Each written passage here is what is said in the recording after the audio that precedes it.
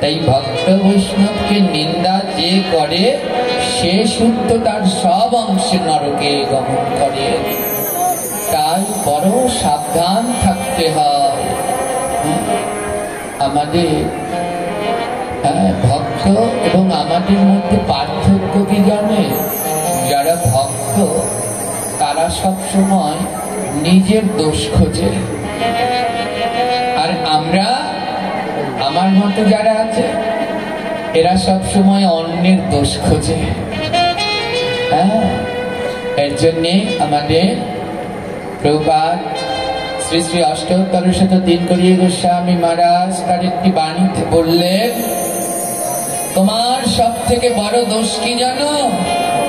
অন্যের দোষ দেখাই তোমার সব থেকে বড় দোষ। দোষ দেখতে যেও না, তাহলে ওখানেই সর্বনাশ হয়ে যাবে। ভক্তদের দোষ দেখতে যেও না। তাই খুব সচেতন থাকুন। বললেন এই শ্লোকে যে ভক্ত বৈষ্ণবদের যারা নিন্দা করে সব অংশে রৌরব নামক নরকে প্রবেশ করে। একটুখানি বললে আর তাতেই সবকিছু এখন প্রায় বন্ধ হয়ে যেতে বসেছে। কিন্তু ভক্তের তো অযাচিত কৃপা, তাই তিনি কিছু বললেন না। যারা এই পাঠ শুনবেন, এই নেটে ইউটিউবের মাধ্যমে পৌঁছে যাবে, ঠিক বুঝতে পারবেন যে এটা ঠিক হয়নি, তাই সাবধান হোক। মহাপ্রভু বারবার বললেন সাধু সাবধান, সাধু সাবধান। বলে সাধুদের সাবধান হতে হবে কেন? সাবধান হবে চোর, গুন্ডা, বদমাইশ, ওরা সাবধান হবে। সাধুদের কেন সাবধান হতে হবে? বলে তুমি ভক্তি পথে এসে সাধু হয়ে তোমার দ্বারা এমন কোন কাজ যেন না হয় যাতে সাধু নামের কলঙ্ক হয়। তাই খুব ধ্যানে থাকতে হবে। যাইনি তাই তাই খুব ধ্যান রাখবেন যেন এই বদনে কোনো সময় কারো নিন্দা যে যা করুক, তার জন্য ভগবান রয়েছেন, তিনি দেখবেন। যথা উপযুক্ত সময়ে তার ইষ্টফল তিনি পাবেন। আমাদের দরকার নেই। মহাজনগণ বললেন যেই মুখে নিন্দা হয় সেই মুখে যতই নাম হোক না কেন, নামে কোনো কাজ হয় না। তাই ধ্যান রাখতে হবে। এই যে আজকে কতজন সকাল থেকে দেখা করতে এসেছে, তো আমায় অনেকজন বলছে জানেন বাবা, আপনার পাঠ শোনার পরে আমরা এখানে সবাই টানা করে তিলক দেই, কিন্তু তিলক দিলেই শুধু আমাদের কত কথা বলে, সমালোচনা করে, নিন্দা করে, বলতেই থাকে সব সময় আমাদের দেখে টিটকানি মেরে কথা বলে। এতে আপনাদের কোনো ক্ষতি হবে না। যত আপনাদের বলবে তত উপকার হবে। যত বলবে তত উপকার হবে। কেন জানে? যত আপনার নামে নিন্দা করবে তত আপনার পাপগুলো খণ্ডন হবে, কেটে যাবে, আর আপনার লাভ হবে। আপনার যত পাপ তা ওর মধ্যে চলে যাবে। আপনি টানা করে তিলক করছেন, আপনাকে দেখে বিভিন্ন কথা বলছে, আপনি যে কদিন টানা করে তিলক করেননি ওই কয়দিনের পাপ ওর মধ্যে চলে যাবে। তাই বলতে দিন, যত বলবে ততই ভালো। আমাদের জন্য ভালো। যখন আমরা রাস্তা দিয়ে যাই, আমি তো সবসময় এমনি করেই চলি, এরকম মালা তিলক দিয়ে সবসময়। ওই বাসে উঠলে কত কথা, তো দেখলে পরেই বলে হরে কৃষ্ণ। যারা বলে তারা আমার ধর্মের না অন্য ধর্মের বলুক, আমি বলি গেলে উদ্ধার হয়ে। কারণ আমার মহাপ্রভুর দেয়া এমন এই মন্ত্র। প্রভু বললেন যে বলে একবার বদনে হরে কৃষ্ণ রাম, তার গতি হইবে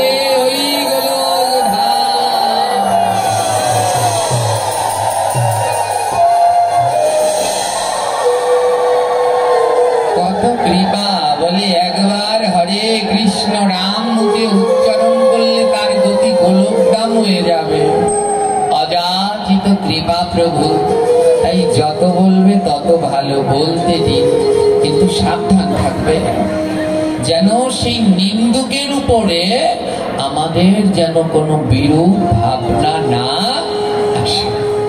নিন্দুকের বাসি আমি সবার চেয়ে ভালো, হ্যাঁ, সবার থেকে তাকে ভালোবাসতে হবে।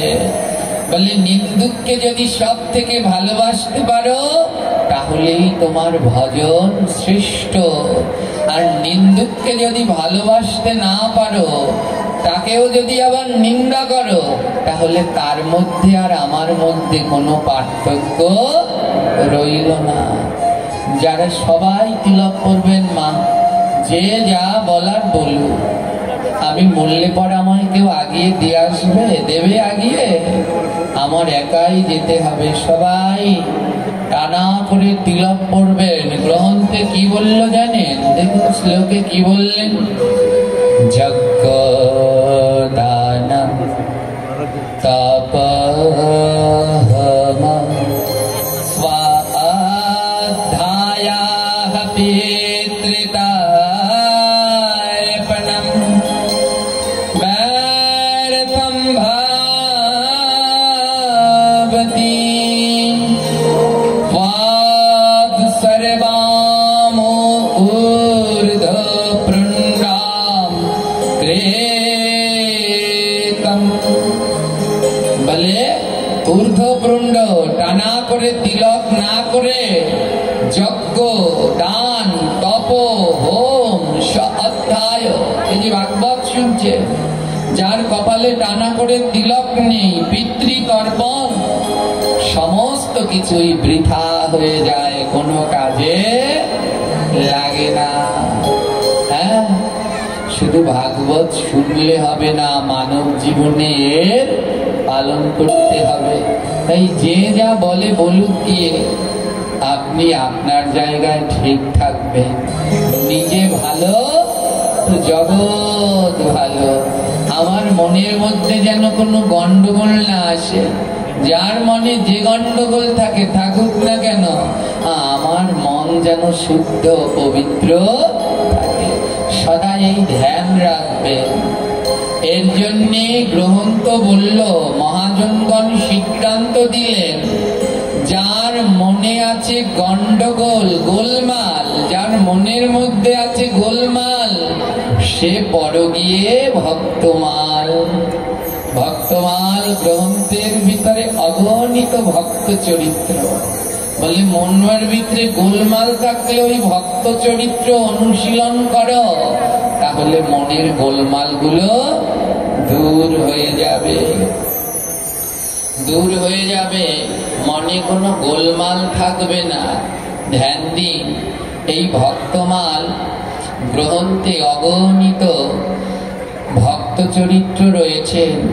তন্মধ্যে গোবিন্দের এক পরম ভক্ত। এ জগতে যারা ভগবানের পরম প্রিয়গণ, তারা সদা সর্বদা গোবিন্দের নাম প্রেমে ডুবে থাকেন। এ জগতে তাদের কোনো চাওয়া পাওয়া, বলে তাদের চাওয়া পাওয়া ওই একটার ভিতরেই, যেন সদা সর্বদা আমরা সাধু সঙ্গ করতে পারি। তাদের চাওয়া পাওয়া, যারা জগতে শুদ্ধ প্রকৃত ভক্ত, তাদের চাওয়া পাওয়া এক জায়গায়, বলে সদা সর্বদা যেন মুখে নাম করতে পারি, সদা সর্বদা যেন সাধু সঙ্গ করতে পারি। ওই সাধু সঙ্গ ছাড়া, নাম ছাড়া এ জগতে আর কিছু পাওয়ার চাওয়ার নেই। তাই যারা ভক্ত, তাদের এ জগতের পরম চাওয়া পরম পাওয়া ভগবান। এ জগতে তাদের পরম কৃপার বস্তু, এ জগতে তাদের পরম কৃপার বস্তু ভগবানের ভক্ত, ভক্তদের একনিষ্ঠ সঙ্গ, ব্রত গ্রন্থ আদি অধ্যায়, এছাড়া তারা অন্য কিছু চায় না। তেমনি ভক্তমাল গ্রন্থে এক ভক্ত চরিত্র রয়েছে, দেখুন, নিন্দা যেন কাউকে না করি, নিন্দুককে কিভাবে ভালোবাসতে হয় এর প্রমাণ দিলেন ভক্ত নন্দদাস। কিভাবে নিন্দুককে ভালোবাসলে গোবিন্দের কৃপা লাভ করা যায় এর প্রমাণ দিলেন ভক্ত নন্দদাস। ভক্ত নন্দদাস ছিলেন একজন ত্যাগী, একনিষ্ঠ ভক্ত। এ জগতের প্রতি তার কোনো চাওয়া পাওয়া নেই, সে কারো কাছে যায় না। তার ইষ্ট বিগ্রহ গিরিধারী, তার নিজের সীমাবদ্ধ জায়গার মধ্যে ফসলাদি চাষ করে, আর যা চাষ করে কচু ঘেঁচু যা হোক ওগুলোই রান্না করে, সিদ্ধ করে গোবিন্দের ভোগ লাগায় আর প্রসাদ পায়। নন্দদাসের শুধু একটাই প্রচেষ্টা, নাম। বদনে কোনো সময় নাম সে ত্যাগ করে না। কেশয়নে কেশব অহর্নিশি নাম বদনে, নামে বিনা নাহি আর অন্য ভাবনা গতি। সদা নামে ডুবে থাকে, কিবে পাবে চিন্তামণি।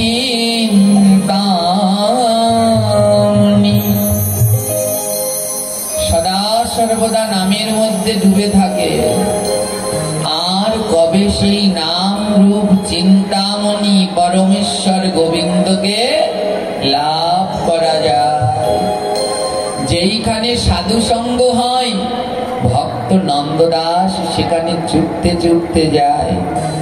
ওই ভাগবত পাঠ হলে সবার শেষে এক কোণায় গিয়ে বসে থাকে আর নিভৃতে এক মনে ভগবানের পরম পবিত্র কথা শ্রবণ করে। কোনো স্থিরতা নেই, শুধু দৌড়াচ্ছে। বাবা, এখন তো এই দামোদর মাস, প্রথম দিনে আমরা একটু আলোচনা করেছিলাম দাম মাহাত্ম্য সম্বন্ধে। ওই যে কালকে আমাদের বাবাজি বলল যে বাবাজি ওই সাত্বিক আহার কে কে করবেন, নিরামিষ কে কে খাবেন, যেই বলল আজ থেকে বাবা বলছে আর বলো না, কালকে আর ভক্ত আসবে না। হ্যাঁ, আজকে দলে দলে গিয়ে শিখাচ্ছে আমায়, এটা বলবেন, এটা বলবেন না, এটা বলবেন, এটা বলবেন না। হ্যাঁ, তো বড় দুঃখের, যেটা জানলে, যেটা শিখলে জগতে কাজে লাগবে আমরা সেটা শিখতে চাই না। এই দামবন্ধন লীলার মধ্যে মা যশোদা গোপালকে যখন দড়ি দিয়ে বাঁধবেন, তো গোপাল যদি ধরা না দেয় তাকে ধরা যায়? তো মা যশোদাকে, গোপালকে ধরার জন্য মা যশোদা হাতে লাঠি নিয়ে গোপালের পিছনে ছুটছে। মা যশোদার দেহটা একটু ভারী সারি ছিল কিনা, তো দৌড়াচ্ছে দৌড়াচ্ছে, গোপালকে কিছুতেই ধরতে পারছে না। গোপালের তো বড় আনন্দ হচ্ছে, সে দৌড়াচ্ছে, কিন্তু মা যশোদার বড় কষ্ট হচ্ছে। দৌড়াতে দৌড়াতে মা যশোদার গা থেকে ঘাম বেরিয়ে গেছে, বড় কষ্ট হচ্ছে। মহাজন ডেকে বলছেন, ও ভগবান, এমন করে কোনো সময় কাউকে কষ্ট দেয়? ধরা দিলেই তো পারো, এমন করে দৌড়াচ্ছ কেন? মা যশোদার ঘরে কত কাজ। আমার কতগুলো গরু আছে মা যশোদার, জানেন তো কতগুলো গরু? 9 লক্ষ গরু। চিন্তা করেছেন তার কত কাজ। এক পাশে দাঁড়িয়ে মহাজন বলছেন, মা যশোদার 9 লক্ষ গরু। 9 লক্ষ বলে 9 দিকে লক্ষ, একদিকে নয়, 9টা দিকে লক্ষ্য রেখে ভজন করো। আমার এই দেহের ভিতরে কয়টা দাঁত রয়েছে? 9টি। বলে এই 9টার দিকে লক্ষ্য রেখো, কোনোটা যেন ছুটে না যায়। নবলক্ষ মানে 9 দিকে লক্ষ্য। চোখের দিকে লক্ষ্য রাখো। চোখ স্টার জলসা জি বাংলায় নয়, গীতা ভাগবতে আসো। মুখের দিকে লক্ষ্য রাখো। মুখ অখাদ্য কুখাদ্যে নয়, গোবিন্দের প্রসাদের দিকে আসো। এই 9 দিকে লক্ষ্য রাখো। কান অন্যের নিন্দা কথা শোনার জন্য তুমি হওনি, তুমি আমার গোবিন্দের গুণকথা শ্রবণ করবার জন্য হয়েছে। লক্ষ্য রাখো, ভজন করো। মহাজন বললেন, ও গোপাল, যশোদা মার কত কাজ, আর সব কাজ ফেলে তোমার পিছন পিছন দৌড়াচ্ছে। মায়ের বড় কষ্ট হচ্ছে, তোমার কষ্ট হচ্ছে না?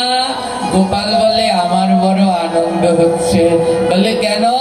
বলে, এ জগতে যারা কাজ ফেলে রেখে আমার পিছন পিছন দৌড়ায়, আমি তাদের বড় ভালোবাসি গো।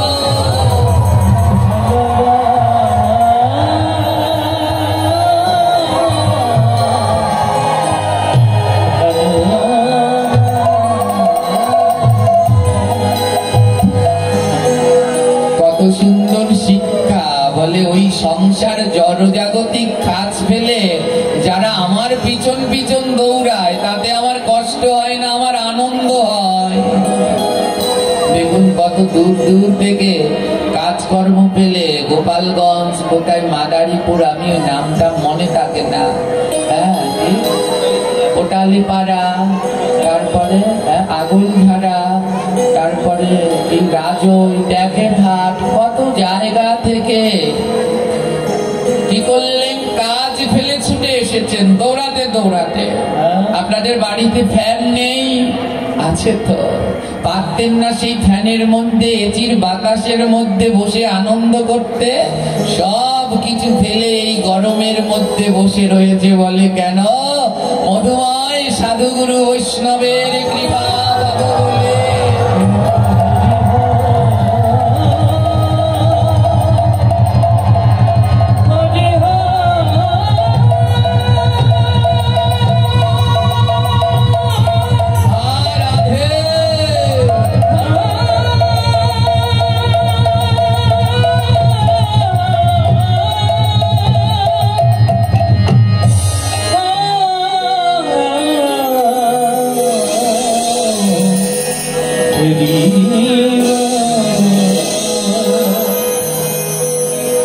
আমার ভগবানের বড় আনন্দ হয়।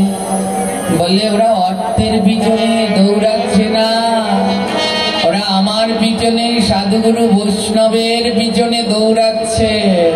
গোবিন্দ বলে, ওতে যদি ভক্তের কষ্ট হয়, কিন্তু আমার বড় আনন্দ হয়। মা যশোদা কাজ ফেলে গোপালের পিছনে দৌড়াচ্ছে, আর গোপালও দৌড় লাগাচ্ছে। মা যশোদার কষ্ট হচ্ছে। মহাজন জিজ্ঞেস করছে, মা যশোদার কষ্ট হচ্ছে তো? ভগবান বলছে, আমার আনন্দ। মা যশোদা কাজ ফেলে আমাকে ধরার জন্য দৌড়াচ্ছে। তাই আপনারাও যারা আজ কাজ ফেলে ভগবানকে পাওয়ার জন্য দৌড়ে দৌড়ে এই সাধুদের কাছে আসছেন, এই আশা বৃথা যাবে না। আমার গোবিন্দ করুণা কৃপা করবেই, দারুদার বসে তিনি বঞ্চিত করবেন না।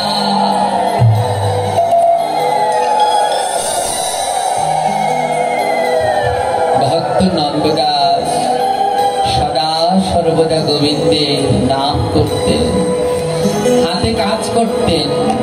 নির্দিষ্ট অল্প জায়গা, ওই জায়গার মধ্যে সারাদিন ফসলে জমি চাষ করতেন, গোমাতা পালন করতেন।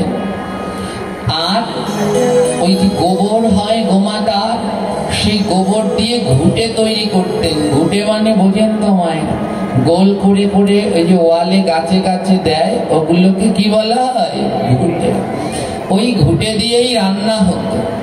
আর ওই বাড়ির আঙিনায় যা চাষ হতো, ওই সিদ্ধ করে ওই ভোগ লাগিয়ে প্রসাদ পেতেন। আর কোথাও তিনি যেতেন না, তার কাছে সবাই আসতেন। বলে, ভজন যদি করতে পারো, তাহলে কারো কাছে যেতে হবে না, তোমার কাছে সবাই আসবে। যদি সেই রকম ভজন করতে পারো, সারাদিন ওই কাজ করে আর নন্দদাস মুখে নাম করে। নন্দদাসের ছিল মধুর সুরেলা কণ্ঠ, ওই মধুর সুরেলা কণ্ঠে অনাবরত গোবিন্দের নাম কীর্তন করে। হরে কৃষ্ণ হরে কৃষ্ণ কৃষ্ণ হরে হরে, হরে রাম হরে রাম, রাম হরে হরে, কৃষ্ণ হরে কৃষ্ণ, রাধে রাধে,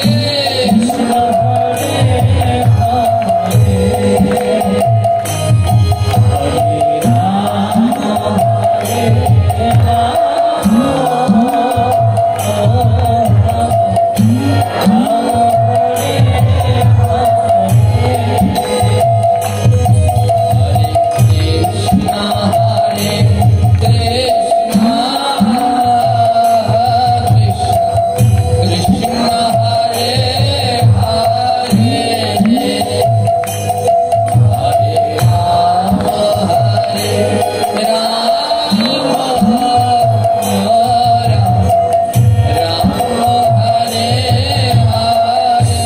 রাম